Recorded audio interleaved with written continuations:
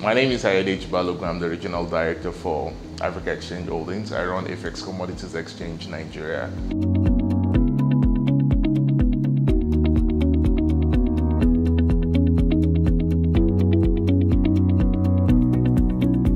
My job is around creating solutions that can unlock finance for producers and around agricultural commodities. So we run a capital market institution that is supposed to create alternative investment instruments that are based on agricultural backed assets. So on one side, we work with producers of these crops, which are mostly smallholder farmers across the country, to help ensure that they produce their crops profitably and then they produce the right quality that the market needs. Then we ease the access to finance to make this happen, but also the access to markets where they can sell their commodities. I'm at that point where, you know, the last year in between the millennials and the Gen X. And, you know, typically there are 5 career trajectories you have, typically that your parents will tell you. So you're either a doctor, you're a lawyer, you're an accountant, you're an engineer, or you're a failure. So I needed to choose one out of these 5.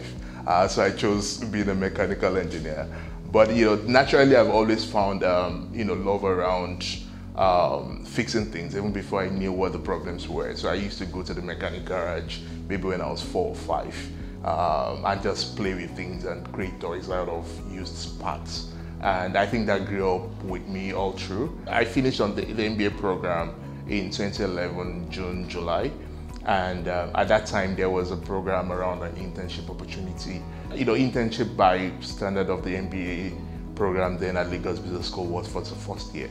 And that was a great program. I had an opportunity to work for 3 months with 28 other MBAs from North America and Europe, and we were placed in African companies by the Tony Elumelu Foundation to solve, you know, problems. It was a 3 months consulting spree. And that sort of helped you calibrate, coming out of the program, calibrate your knowledge and give you the confidence to go and compete in the career world. So at the end of the 3-month program, I was approached by the Tony Elumelu Foundation to join them for a full-time role as an analyst, a policy and partnerships analyst at that time. So that was an exciting one. But in the space of 5 years, from 2012 to 2016, early 2017, I moved from being an analyst at the Tony Elumelu Foundation to joining Africa Exchange with the founding team in 2012 and rose to being the regional director for West Africa now. I think millennials are a blessed generation, but the most the least understood generation. They ask a lot of questions, and a lot of times the institutions and the status quo doesn't like change. We have a culture that says, don't look at your parents when they're talking to you. He'll say, you know, if I ask you a question, you have to answer, but he also says, when I'm talking, you don't talk. And then you're in a dilemma, and as a millennial, I say, what do I do? So I think this paradigm of questioning the status quo creates that tension, between that intergenerational tension. But right underneath that tension, when well managed, is actually where innovation comes from. Every time I look up, I travel and I am in a train and I see that back in Nigeria, we have 200 million people that move across the country but have no train. I see that as an opportunity. Every time I go and I get into a cafe and I see niche products being sold, and I found out in Nigeria, if I come back home, you know, I have options, but I don't have as many options as I would love to have. I see those as opportunities.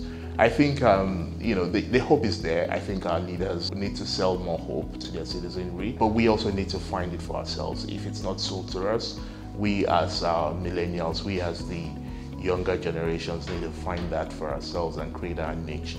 So the grit is one of the core factors. I say most of the time I work 2 or 3 times harder because I think that, you know, you just need to put in a lot more hours and then you can get better outcomes. The other part of it is something I learned from one of my professors at the MBA program, which was very subtle but resonated and stayed with me for a very long time till now. So, and it says, you will never be the most intelligent person in all the meetings, but you actually could be the most prepared person in those meetings. So from all my faculties from the LBS, I'd kept Dr. Doyin Salami as one of the many mentors that I've stayed, and I've kept in contact with him over the 7-8 years after the MBA program. Mentorship plays a very significant role in building and shaping your career. So the first part of it is the signal effect it gives you to say that if he can do it, then I have a chance. And I think Dr. Doyin Salami is serving at the best of positions in advising government around macroeconomic stability, development economics, also being an astute economist, and then in class is detailed rigorous analysis. And he always wants to make sure that you actually get the best data and the most relevant data. The MBA program is a very important part of your career, but which MBA program is always my first question. Because it's not about the degree, it's about what the MBA makes you and what values does it instill in you as a person. I think that's what the biggest part of the question is. It's not just I came into the Lagos Business School MBA program after spending a lot of years in business. For me, the Lagos Business MBA gave me ethics, which was at the very core of how we do business at AFEX Commodities Exchange Nigeria.